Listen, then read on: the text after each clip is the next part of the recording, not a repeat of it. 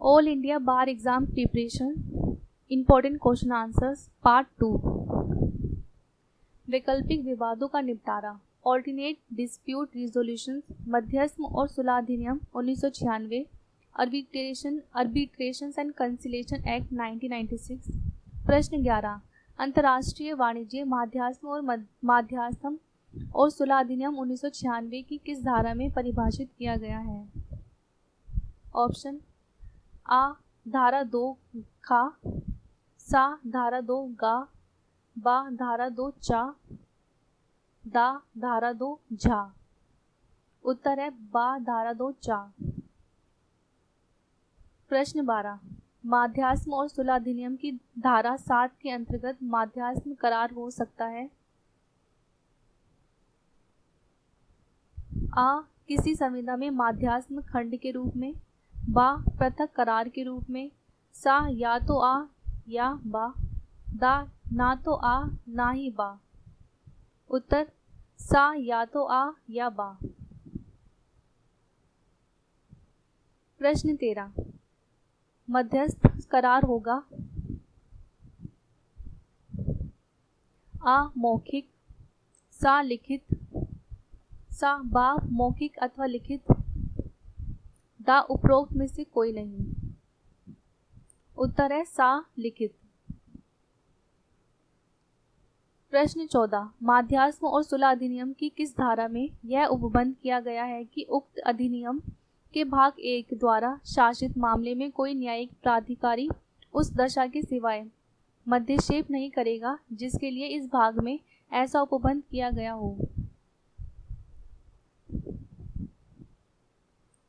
आ धारा 4, सा धारा 6, बा धारा 5, दा धारा 7।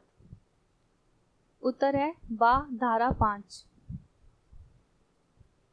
प्रश्न 15, धारा 11, धारा 10 माध्यस्थ और सुलह अधिनियम में मध्यस्थों की संख्या निर्धारित की गई है।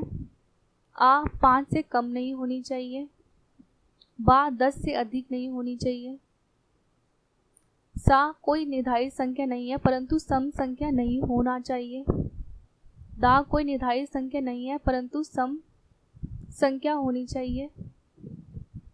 उत्तर है सा कोई निर्धारित संख्या नहीं है परंतु सम संख्या नहीं होनी चाहिए। प्रश्न 16, एकमात्र व्यक्ति भी मध्यस्थ अधिकरण हो सकता है, यह कथन है?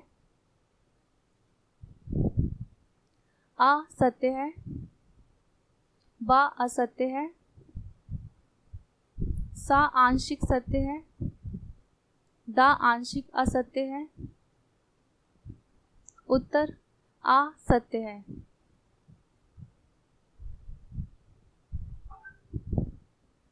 प्रश्न 17, एक व्यक्ति जिसे मध्यस्थ नियुक्त किया जा रहा हो उसे होना चाहिए?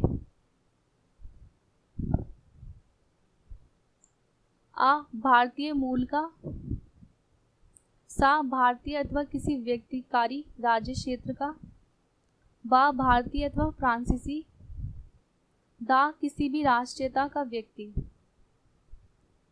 उत्तर है दा किसी भी राष्ट्रीयता का व्यक्ति। प्रश्न 18, यदि निर्धारित समयावधि के भीतर कोई पक्षकार मध्यस्थ नियुक्त करने में असफल रहता है तो किसी पक्षकार के अनुरोध पर ऐसी नियुक्ति कौन करेगा? आ जिला न्यायाधीश, बा अंतर्राष्ट्रीय न्यायाधीश, सा मुख्य न्यायमूर्ति या राज्यपाल, दा मुख्य न्यायमूर्ति या उसके द्वारा पदाभिहित कोई व्यक्ति या संस्था। उत्तर है दा मुख्य न्यायमूर्ति या उसके द्वारा पदाभिहित कोई व्यक्ति या संस्था। प्रश्न 19, मध्यस्थों की नियुक्ति के लिए किस प्रक्रिया का पालन किया जाएगा?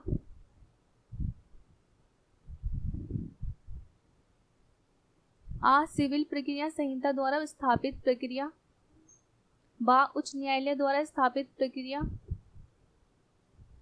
सा उच्चतम न्यायालय द्वारा स्थापित प्रक्रिया, दा किसी प्रक्रिया पर सहमति होने के लिए पक्षकार स्वतंत्र है। उत्तर है दा। किसी प्रक्रिया पर सहमत होने के लिए पक्षकार स्वतंत्र है। प्रश्न 20, धारा 11 के अनुसार यदि कोई पक्षकार मध्यस्थ को नियुक्त करने में दूसरे पक्षकार से ऐसा करने के अनुरोध प्राप्ति से कितने दिनों के भीतर असफल रहता है तो मुख्य न्यायमूर्ति द्वारा ऐसी नियुक्ति की जाएगी। आ 15 दिन में, बा 30 दिन में, सा 60 दिन में, दा 90 दिन में। उत्तर है बा 30 दिन में।